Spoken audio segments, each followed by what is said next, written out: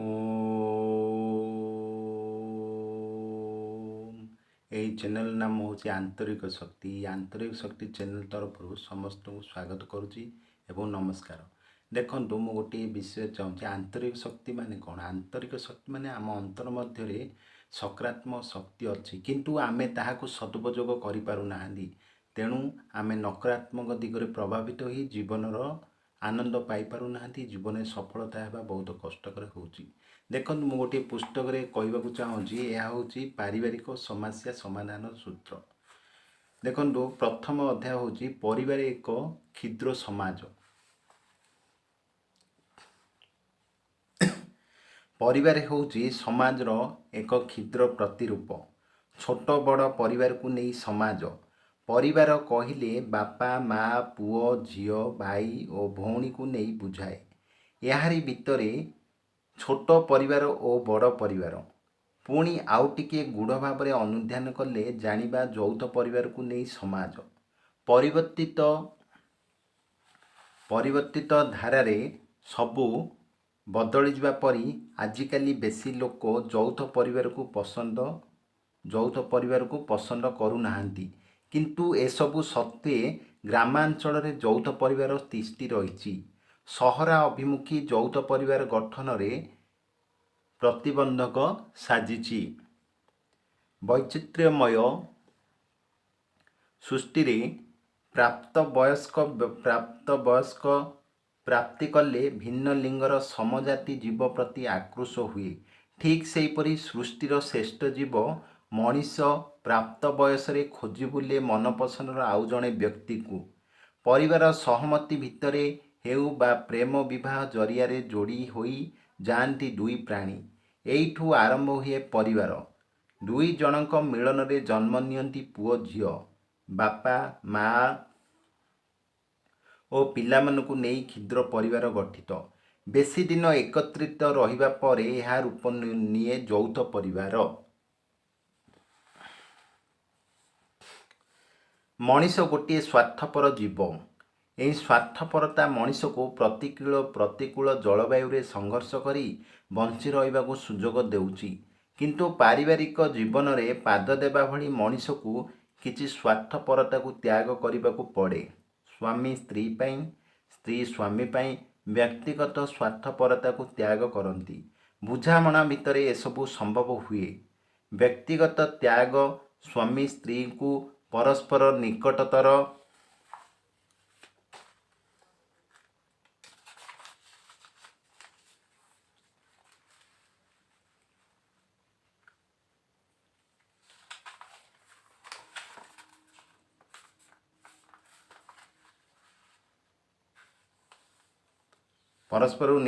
कराए।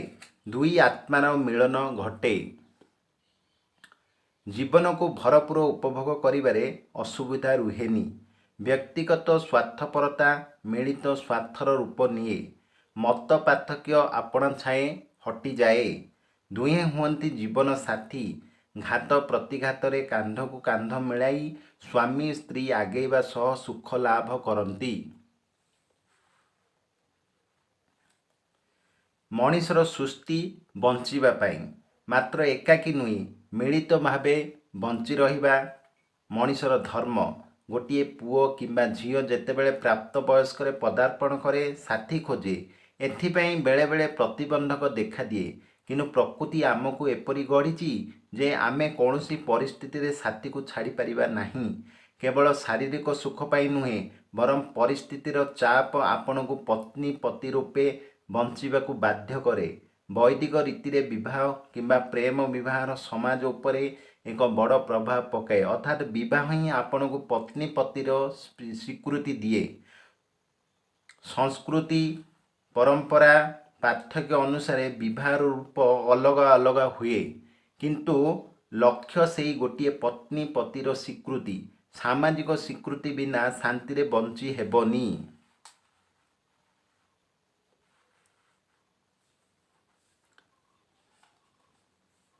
अनेक समय रे दुईटी मनर मिलन पर किसी समस्या देखा जाए। यह नव दंपति क्षेत्र नुहे ବରଂ ଦୁଇ ପକ୍ଷଙ୍କ ପରିବାରରେ ଏପରି ଦେଖିବାକୁ ମିଳିଥାଏ। ଗୋଟିଏ ପକ୍ଷରେ ପିତାମାତା ଦୋଷ ଦିଅନ୍ତି ପୁଅର ବିବାହ ପରେ ପୁଅ ସେମାନଙ୍କ କଥା କିଛି ବୁଝୁନାହିଁ। ଝିଅ ପକ୍ଷର ଠିକ୍ ସେଇ ଏକା ଅଭିଯୋଗ, ଝିଅ ବିବାହ ପରେ ଆମକୁ ପୁରା ଭୁଲି ଯାଇଛି। ତା ଆଖି ଆଗରେ ତା ସ୍ୱାମୀ ବ୍ୟତୀତ ଆଉ କିଛି ଦିଶୁନି। ନିଶ୍ଚିନ୍ତରେ ଏଇ ଦୁଇଟି ଅଭିଯୋଗ ଯୁଗେ ଯୁଗେ ସତ୍ୟ। ବିବାହ ପର୍ଯ୍ୟନ୍ତ ପୁଅ ଝିଅ ପିତାମାତାଙ୍କର ପାଖେ ପାଖେ ରହି ଆସିଥିଲେ। ସେମାନଙ୍କୁ ବିବାହ ଦେଇ ଦୁଇ ପକ୍ଷ ନୂଆ ଜୀବନ ଗଢ଼ିବାକୁ ଅନୁମତି ଦେଲେ। କିନ୍ତୁ ଦୁଇ ପକ୍ଷ ପିତାମାତାଙ୍କର ଏପରି ତ୍ରୁଟିପୂର୍ଣ୍ଣ ଚିନ୍ତାଧାରା ନବଦମ୍ପତିକୁ ନୂଆ ଜୀବନ ଗଢ଼ିବାରେ ପ୍ରତିବନ୍ଧକ ଆଣେ। ପିତାମାତାଙ୍କ ଉପରେ ନିର୍ଭରଶୀଳତା।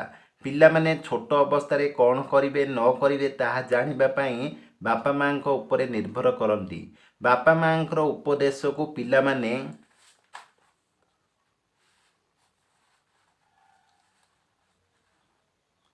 ଉପଦେଶକୁ ଗ୍ରହଣ କରନ୍ତି। ବିବାହ ପରେ ଏହା ଦେଖିବାକୁ ମିଳେନି। ଏଥିରେ ବିସ୍ମିତ ହେବାର କୌଣସି କାରଣ ନାହିଁ। ବିବାହ ପରେ ସ୍ୱାମୀ ସ୍ତ୍ରୀ ନିଜର ସ୍ୱତନ୍ତ୍ର ପରିଚୟ ନେଇ ବଞ୍ଚିବାକୁ ଚାହାନ୍ତି। ଯେତେବେଳେ କିଛି ଗୁରୁତ୍ୱପୂର୍ଣ୍ଣ ନିଷ୍ପତ୍ତି ନେବାକୁ ଥାଏ ପରସ୍ପର ସହ ପରାମର୍ଶ କରାଯାଏ। ତେଣୁ ବିବାହ ପରେ ସମସ୍ତେ ନିଜ ନିଜ ସ୍ୱତନ୍ତ୍ର ପରିଚୟ ନେଇ ବଞ୍ଚିବା ବେଶୀ ଗ୍ରହଣୀୟ।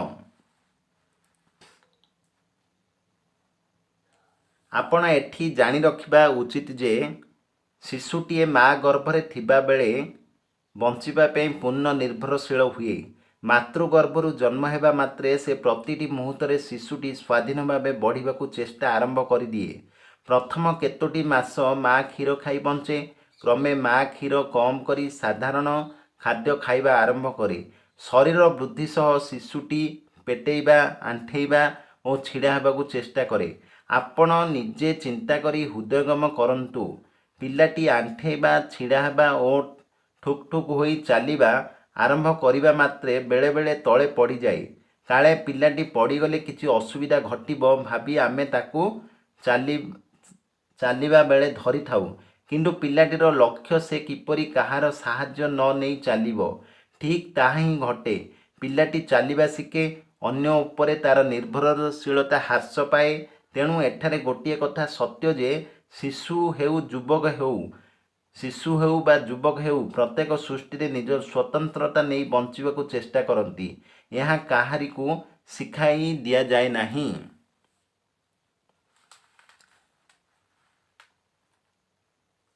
ନବଯୁବ ଅବସ୍ଥା ବା କୈଶୋରୀ ଅବସ୍ଥାରେ ପୁଅ ଝିଅମାନଙ୍କଠାରେ ଅନେକ କିଛି ପରିବର୍ତ୍ତନ ଦେଖିବାକୁ ମିଳେ।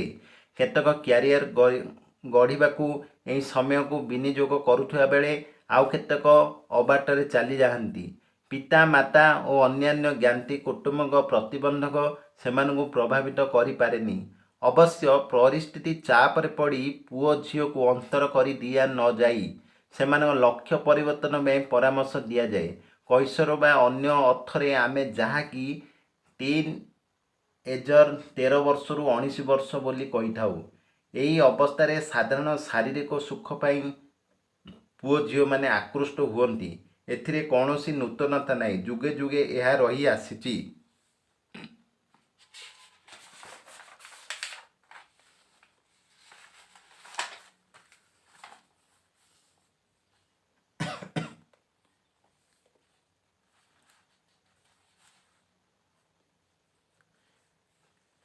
କୈଶୋର ଅବସ୍ଥାରେ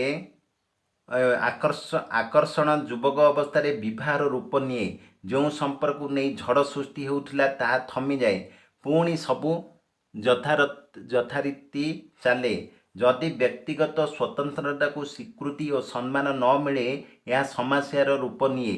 ସ୍ୱାମୀ ସ୍ତ୍ରୀ, ବାପା ମା, ଭାଇ ଭଉଣୀ ସମସ୍ତେ ନିଜ ନିଜର ବ୍ୟକ୍ତିଗତ ଲକ୍ଷ୍ୟକୁ ନେଇ ପରିବାରରେ ରୁହନ୍ତି।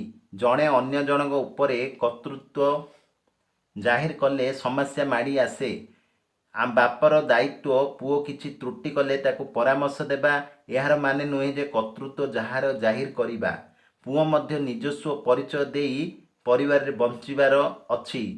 ତେଣୁ ସ୍ୱାମୀ ସ୍ତ୍ରୀ ଉପରେ କିମ୍ବା ସ୍ତ୍ରୀ ସ୍ୱାମୀ ଉପରେ, ବାପା ମା ଉପରେ କିମ୍ବା ମା ବାପା ଉପରେ କର୍ତ୍ତୃତ୍ୱ ଜାହିର କରିବା ଅନୁଚିତ। ସମସ୍ତଙ୍କର ପରିବାର ପ୍ରତି କର୍ତ୍ତବ୍ୟ ଅଛି। ନିଜ ନିଜର ଦାୟିତ୍ୱ ପାଳନ କଲେ କିଛି ଅସୁବିଧା ରହିବ ନାହିଁ। ପରିବାରର ସୁଖ ଶାନ୍ତି ପୂରି ରହିବ।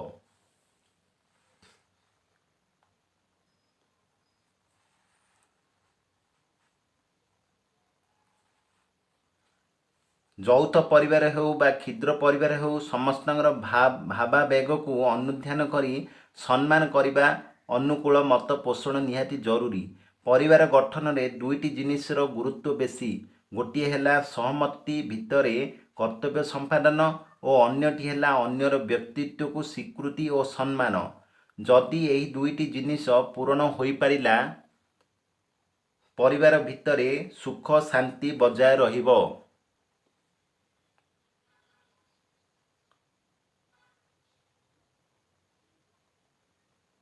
ଯଦି ଏହି ଦୁଇଟି ଜିନିଷ ପୂରଣ ହୋଇପାରିଲା, ପରିବାର ଭିତରେ ସୁଖ ଶାନ୍ତି ବଜାୟ ରହିବ।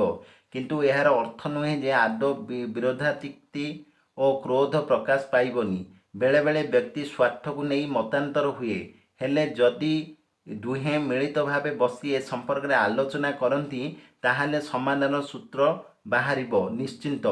କ୍ରୋଧକୁ ଅନ୍ତର ଭିତରେ ଚାପି ଖାପଛଡ଼ା ଆଚରଣ କରାଯାଏ, କୌଣସି ଲାଭ ବଦଳରେ କ୍ଷତି ସାର ହେବ। ସମୂହ ସ୍ୱାର୍ଥକୁ ଗୁରୁତ୍ୱ ଦୁଇ ଜଣଙ୍କ ମଧ୍ୟରେ ଆଲୋଚନା ମତଭେଦ ଦୂର କରିବାର ସବୁଠୁ ସହଜ ଉପାୟ କହିଲେ ଅତ୍ୟୁକ୍ତି ହେବ ନାହିଁ। ପରିବାରରେ କାହାର ଭୂମିକା କ'ଣ? ରକ୍ତଗତ ସମ୍ପର୍କକୁ ନେଇ ପରିବାର। ବାପା ମା ପୁଅ ଝିଅ ସମସ୍ତଙ୍କର ପରିବାର ପ୍ରତି କିଛି ନା କିଛି କର୍ତ୍ତବ୍ୟ ରହିଛି। ପ୍ରତ୍ୟେକଙ୍କର କର୍ତ୍ତବ୍ୟ ଅଲଗା ଅଲଗା। ପୁଅର କର୍ତ୍ତବ୍ୟ ଯାହା ବାପର କର୍ତ୍ତବ୍ୟ ତାହା ନୁହେଁ। ତେଣୁ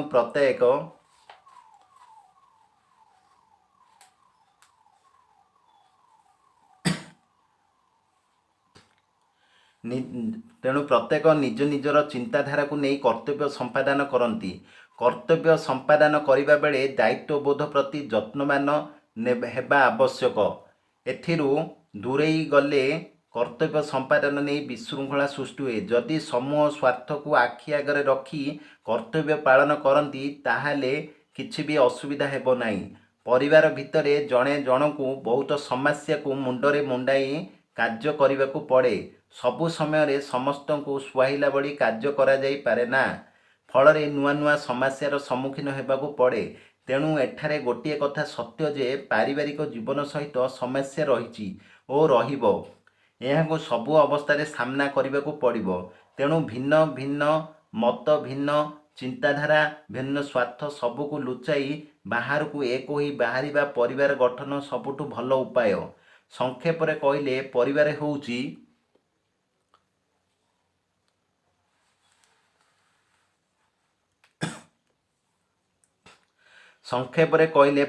ହେଉଛି ସମାଜର ଏକ କ୍ଷୁଦ୍ର ପ୍ରତିରୂପ। ଯଦି ପରିବାର ମାର୍ଜିତ ଓ ଶୃଙ୍ଖଳିତ, ତାହେଲେ ସମାଜ ଏଥିରୁ ବିଚ୍ୟୁତ ହୋଇପାରିବ ନାହିଁ। ସମାଜର ଶୃଙ୍ଖଳା, ଶାନ୍ତି, ସ୍ଥିରତା ଆଦି ସବୁକିଛି ପରିବାର ଉପରେ ନିର୍ଭରଶୀଳ। ସମାଜ ଓ ପରିବାର ଗୋଟିଏ ମୁଦ୍ରାର ଦୁଇଟି ପାର୍ଶ୍ୱ ସ୍ୱରୂପ। କେହି କାହାରିକୁ ଛାଡ଼ି ବାହାରକୁ ଆତ୍ମପ୍ରକାଶ କରିପାରିବ ନାହିଁ। ଯିଏ ପରିବାର ଭିତରେ ଶୃଙ୍ଖଳିତ ହୋଇପାରେନି, ସେ ସମାଜରେ କେବେ ଶୃଙ୍ଖଳିତ ବ୍ୟକ୍ତିର ପରିଚୟ ନେଇପାରିବ ନାହିଁ। ପରିବାର ଭିତରେ ଯାହା ଶିକ୍ଷା କରାଯାଏ, ତାହା ସମାଜରେ ପ୍ରତିଫଳିତ ହୁଏ। ଏହି ଅଧ୍ୟାୟରେ ବ୍ୟକ୍ତିତ୍ୱ ଓ ସମୂହ ସ୍ୱାର୍ଥ ସମ୍ପର୍କକୁ ଏକ ସଂକ୍ଷିପ୍ତ ଆଲୋଚନା କରାଯାଇଛି। ପରବର୍ତ୍ତୀ ଅଧ୍ୟାୟରେ ପରିବାରର ଭିନ୍ନ ସଦସ୍ୟଙ୍କ କ'ଣ ସବୁ ଦାୟିତ୍ୱବୋଧ ଓ କର୍ତ୍ତବ୍ୟ ରହିଛି ତାହା ଆଲୋଚନା କରାଯାଇଛି। ପୁସ୍ତକଟିରେ ମୁଖ୍ୟତଃ ପରିବାରର ସମସ୍ୟା କ'ଣ, ଏହାକୁ କିପରି ଦୂର କରାଯାଇପାରିବ ତାହା ଆଲୋଚନା କରାଯାଇଛି।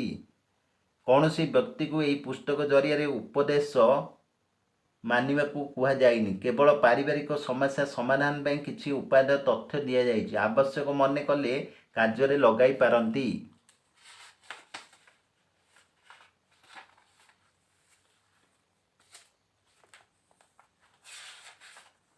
ଦେଖନ୍ତୁ,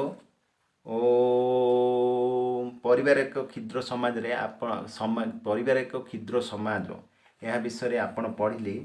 ଦେଖନ୍ତୁ, ଆପଣଙ୍କୁ ଏହି ଭିଡ଼ିଓଟି କିପରି ଲାଗିଲା ସେୟାର କରନ୍ତୁ, ଲାଇକ୍ କରନ୍ତୁ ଏବଂ ସବସ୍କ୍ରାଇବ୍ କରନ୍ତୁ।